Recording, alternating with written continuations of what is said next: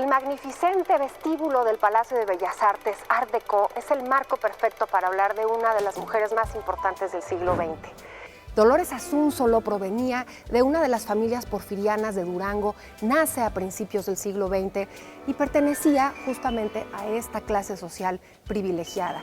La vida cambia con la revolución, la vida cambia cuando conoce a otra persona de su misma clase social, al señor Martínez del Río, y se casa con él. Pero el giro inesperado que la iba a llevar a lugares insospechados es cuando conoce a uno de los productores de ese mítico Hollywood, también Art Deco, es Edwin Carraway. La invitación de Carraway hará que el matrimonio Martínez del Río se dirija a Hollywood. Dolores se convertirá en esa estrella del Hollywood glamuroso a la altura de Greta Garbo, dos mujeres bellísimas y emblemáticas de ese mítico mundo. Dolores del Río continuará con paso firme, logra hacer una carrera brillantísima en esa industria. A su regreso a México, en la época de oro del cine mexicano, bajo la lente del Indio Fernández, la dirección del Indio Fernández y la lente de Gabriel Figueroa, ella va a encarnar lo mexicano, la mujer que debía ser exportada, pero México distaba mucho de ser nada más ese México de María Candelaria. Era un México moderno, era un México lleno de arte y cultura por el que ella durante las siguientes décadas va a promover y va a luchar intensamente desde un papel que a las mujeres no les correspondía y era dedicarse a su carrera, a la promoción cultural. Eso es lo que hace muy determinantemente y lo logra. Se convierte en una de las promotoras de lo mexicano más importantes, con una vida llena de decisiones y con una vida muy congruente de lo que encarnaría la mujer mexicana del siglo XX.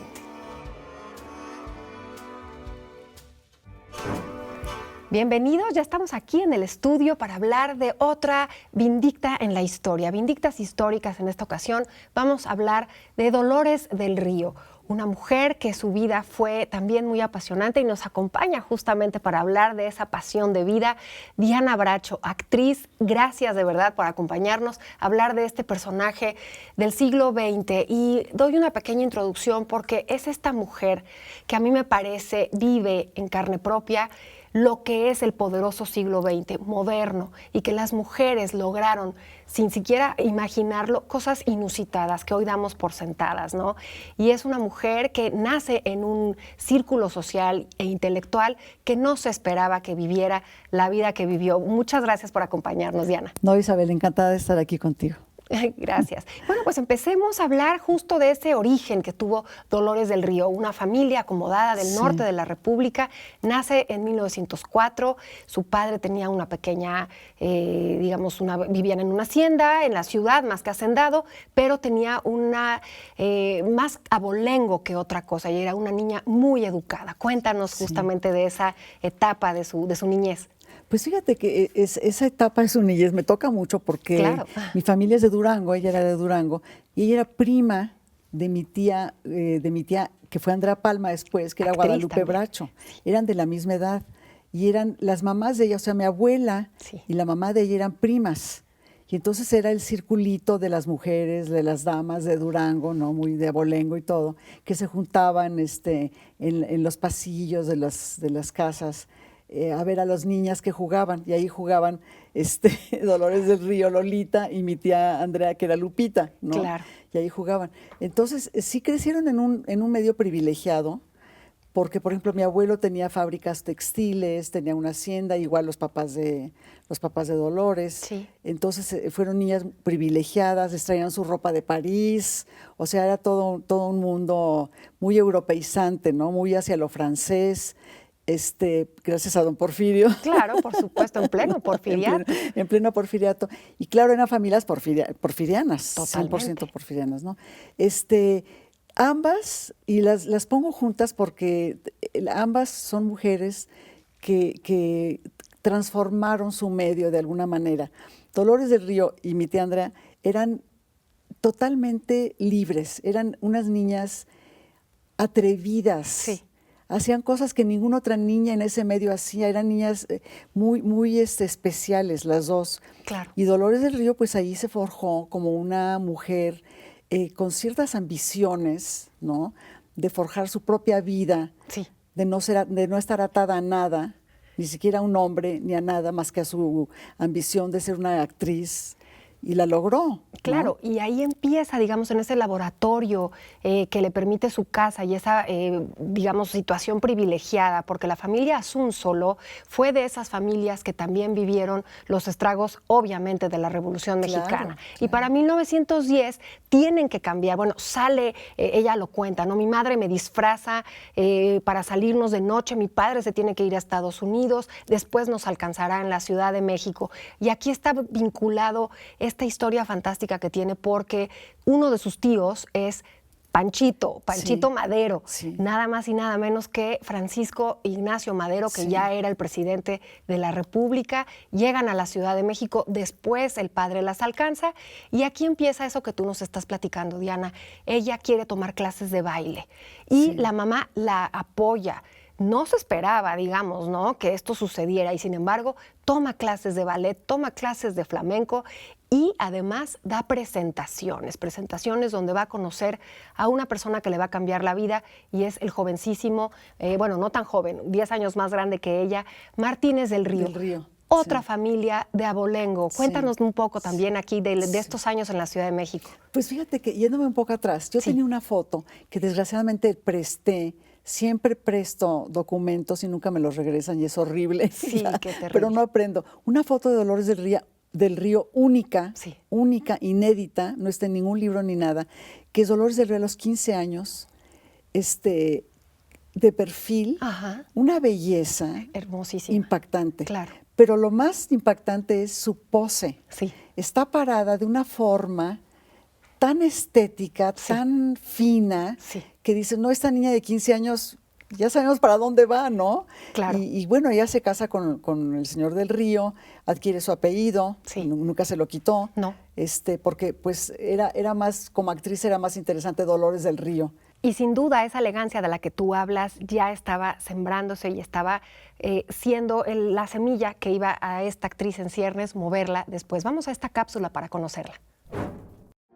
En marzo de 1940, Orson Welles asistió a una fiesta que daba Jack Warner. De pronto, se encontró nadando junto a Dolores del Río, la estrella por quien se había apasionado cuando tenía 17 años al verla en Ave del Paraíso, y a la que había seguido furtivamente varias veces por las calles de Nueva York.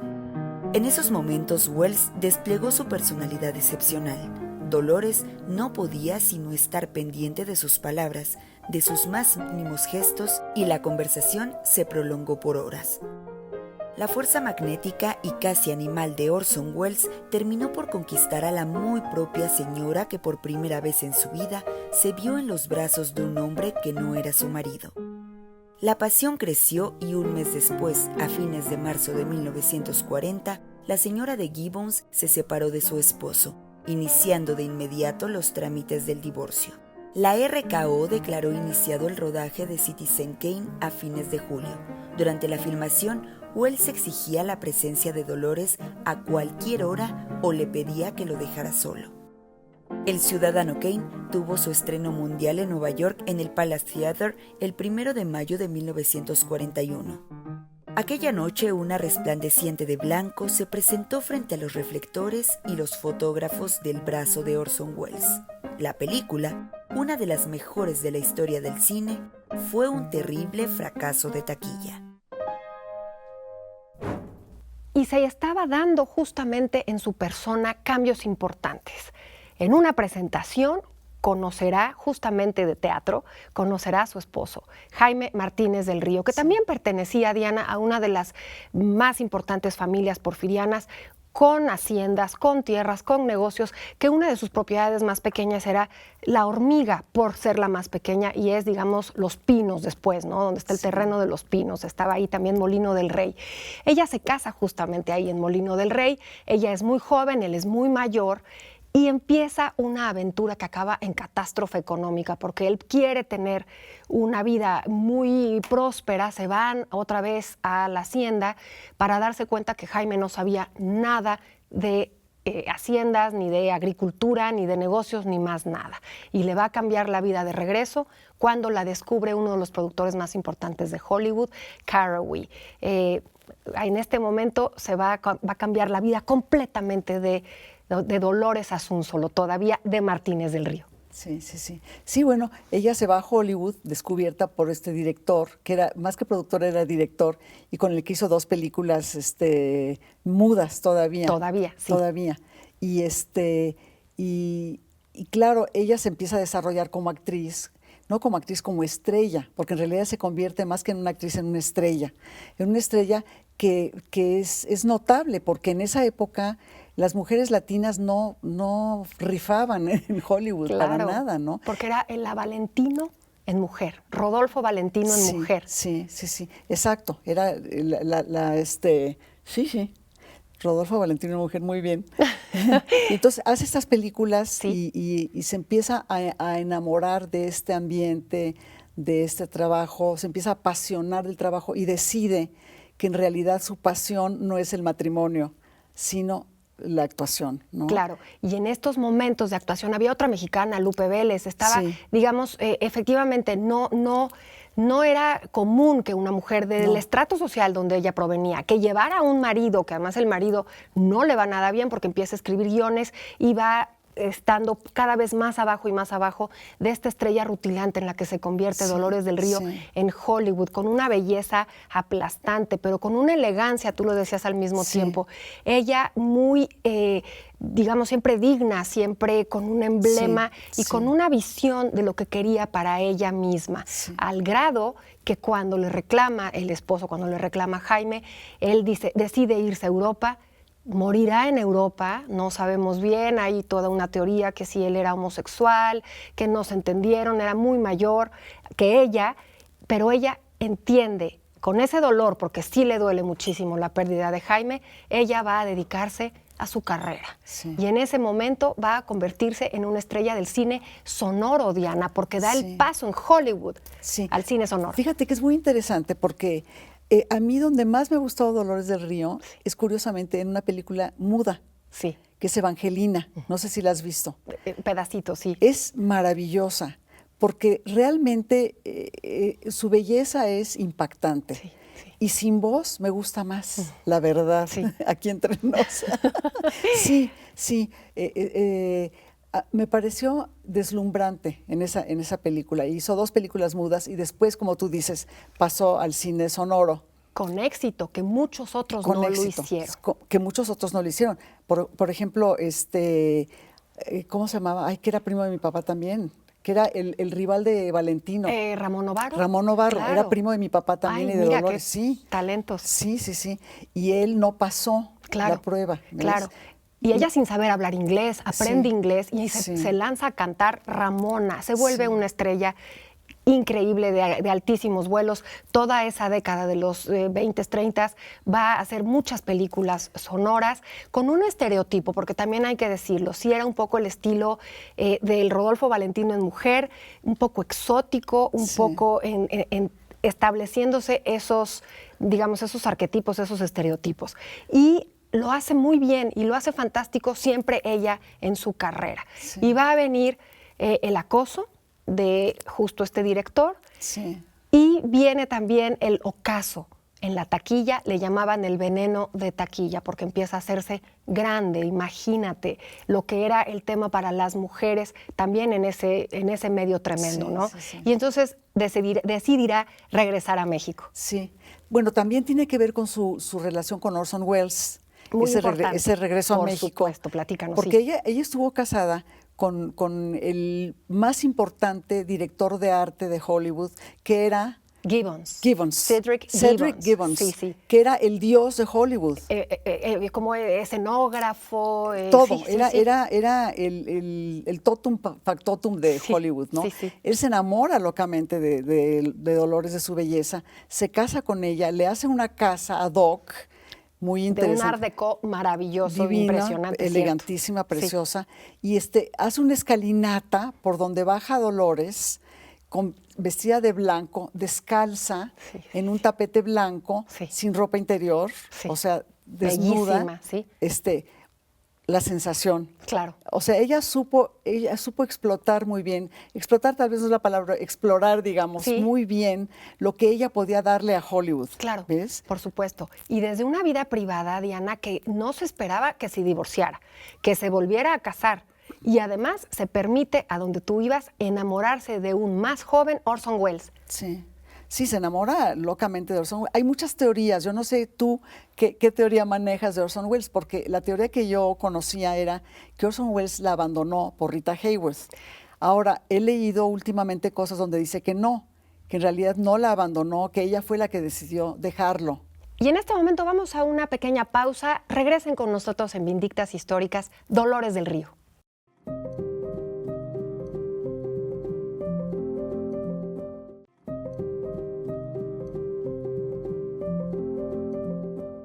Y ya estamos de regreso aquí en Vindictas Históricas hablando de esta poderosa mujer del siglo XX, Dolores del Río. Gracias, Diana. Seguimos platicando. Hablábamos en el corte anterior sobre qué habrá sucedido con esta relación que tuvo con Orson Welles. Y me parece que quizá no fue tanto que se haya enamorado de otra mujer, sino los mundos que los separaban. Porque si bien se anima como mujer divorciada a salir con un hombre más joven, lo acompaña nada más y nada menos que al estreno de Ciudadano Kane. Era muy amiga de Rita Hayworth, pero más bien yo creo que fue una separación natural porque se estaba terminando Hollywood para ella. Sí, pero además abandona a Gibbons. Sí. Que ese es un dato muy interesante, porque está dejando al rey de Hollywood para irse con el talento de Orson Welles. Y ella dice que no se enamora de Orson Welles como hombre, se enamora de su talento y entonces esa relación no cuaja, porque como hombre no lo ama y lo quiere como imagen de talento y entonces ahí sucede algo, ¿no? No sé, de él hacia ella también y de ella hacia él, que no cuaja la relación y entonces... Absoluto. Y habla de su determinación. Ella siempre, digamos, fiel, coherente con lo que le tocaba, con lo que quería seguir viviendo, ¿no? Y lo dices muy bien. ¿Cómo se atrevió a dejar al rey de Hollywood? Sí. ¿No? Haber sido una decisión complicada, pero siempre en pos de su carrera y acompañada de su madre. Sí, sí. Además, fue una mujer que siempre supo lo que quería, desde chiquita. Siempre supo lo que quería y siempre fue fiel a sí misma.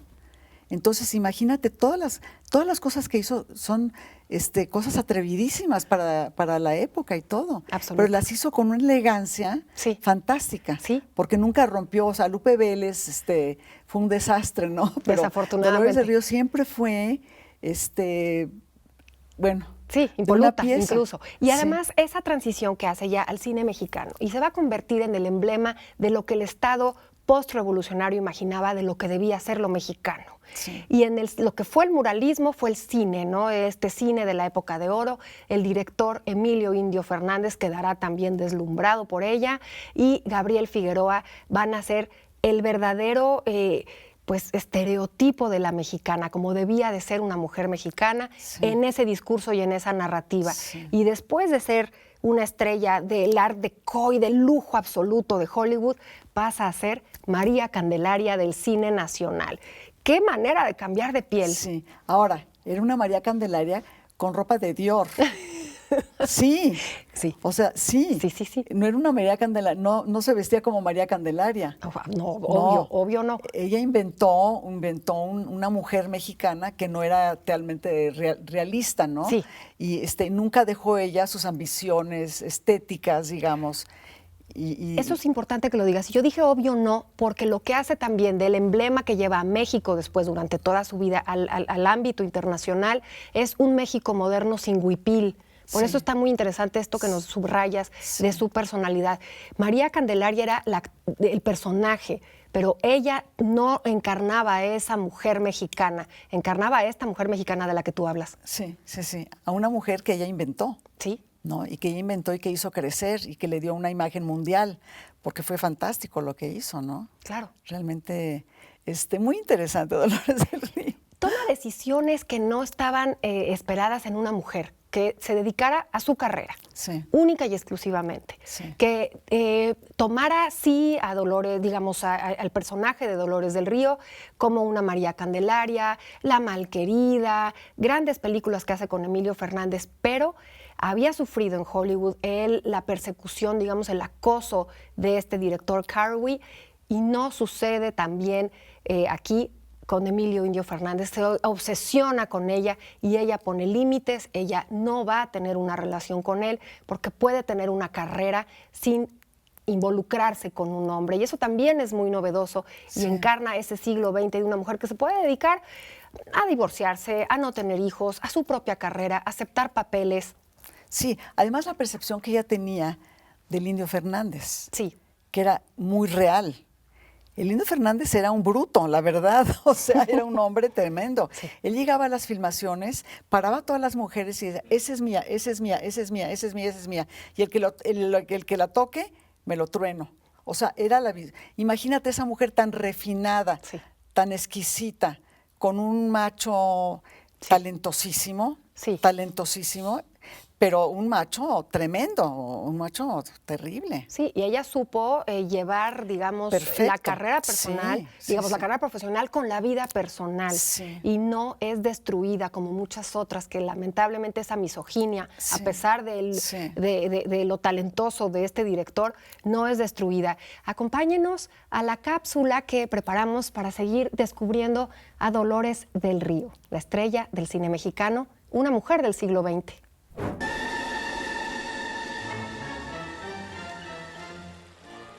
Abrazando a su cochinito o reencontrándose con su hijo que no la reconoce, la imagen de Dolores del Río suele evocar el dolor de lo perdido o de lo que están por quitarnos.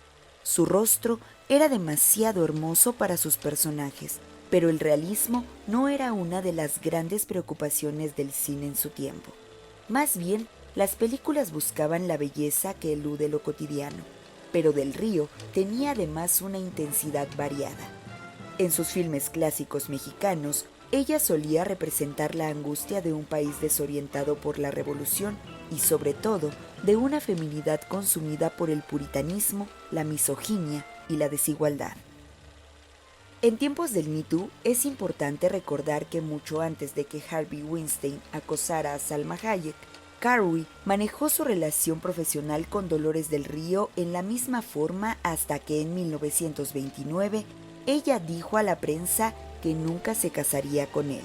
Enfurecido, Carey intentaría destruir la carrera de Del Río, pero con una amplia filmografía en el cine mudo y amistades con los mayores personajes de Hollywood, no sobra decir que ella era una estrella al nivel de cualquiera de ellos, desde Charles Chaplin hasta Mary Pickford.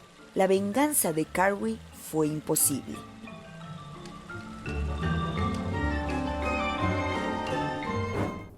Dolores del Río va a ser dirigida por los máximos directores, las máximas estrellas del cine nacional de la época de oro.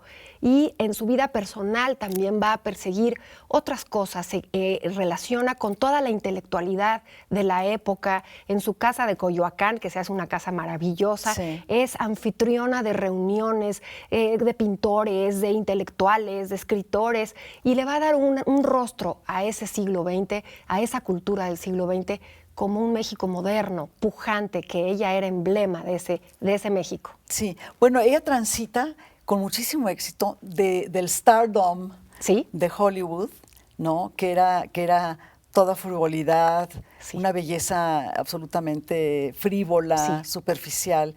Ella transita con mucha sabiduría a su edad a ser personajes dramáticos, muy serios, a no casarse con ser la bonita de la película, sino con ser la fuerte, ¿no?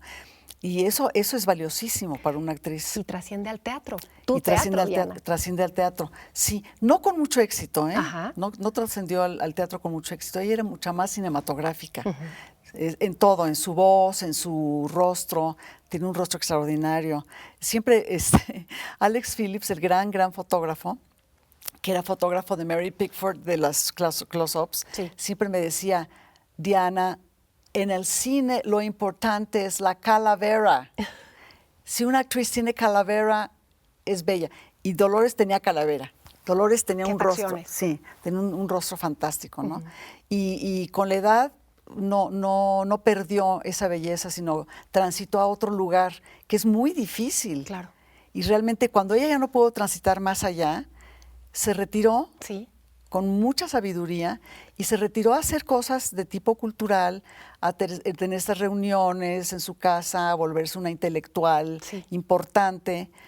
hizo tránsitos en su vida muy interesantes. Y en un tercer matrimonio con Louise Riley, que finalmente también es digamos, es el remanso de su vida, el final de su vida, y lo hace muy bien como promotora cultural, incluso en recientes textos que yo encontré, el Festival Internacional Cervantino, ella es promotora, ella es casi cofundadora, porque le parecía muy importante que México, no con el nopal ni detrás del huipil, sino ese México moderno, lleno de cultura, lleno de valores, fuera conocido por el mundo. Y entonces el Festival Cervantino tiene esa peculiaridad para ella. Y después transita también en su vida personal. Hay que hablarlo, algo muy interesante, que es la estancia infantil. Muy importante, muy importante. En otra transición de su vida muy interesante, más hacia adentro que hacia afuera. Habla con la presidenta, la esposa del presidente Echeverría, con doña María Esther, Zuno de Echeverría. Bueno, habla con ella y la convence de que hay que hacer una estancia, un lugar para las actrices que no tienen dónde dejar a sus niños. Porque ella se empezó a dar cuenta que había, por ejemplo, cabareteras que trabajaban de noche y dejaban al niño amarrado en la cama. O no, el niño no comía, no cenaba, los niños abandonados. Entonces se dio cuenta que en el gremio había una gama enorme de mujeres que tenían que abandonar a sus hijos. Entonces dijo, tenemos que proteger a las actrices para que puedan cuidar a sus hijos sin tener que estar ellas. Entonces se le ocurrió la estancia infantil, que fue un logro fantástico. Yo es por lo que más la admiro realmente. Sin duda. Sí, porque consiguió con María Esther, con la compañera María Esther, consiguió este hermoso terreno donde construyeron la estancia y donde realmente hicieron una labor impresionante. Hay muchísimos actores que crecieron ahí. Los Bichir, por ejemplo. Increíble. Muchos. Pero un logro de las mujeres, buscado por una mujer que también venía atrás. Dolores no votaba. Y vivió esa transición de encontrar el voto y encontrar estos lugares para las mujeres, estos caminos que hoy damos por sentados. Y sin embargo, hubo muchas otras mujeres que no lo tenían tan fácil. Ella decide no tener hijos, pero las actrices que tú estás mencionando, qué importante para la mujer.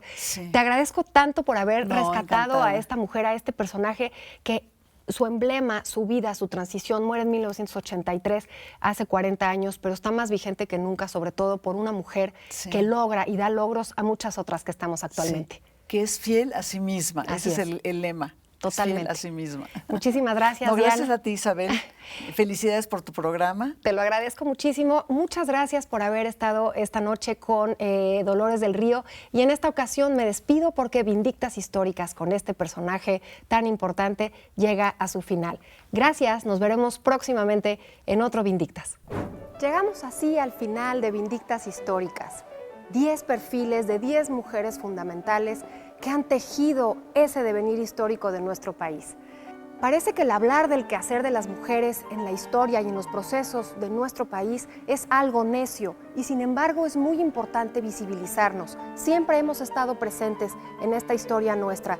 Por eso este libro, Hijas de la Historia, que comparte la investigación con estos 10 perfiles de Vindictas Históricas, es la manera de terminar de leer profundamente esas vidas, esos hechos, esas tragedias, esos triunfos de mujeres que estuvieron antes que nosotras, esa historia común que estamos festejando y que estamos celebrando en este 2021.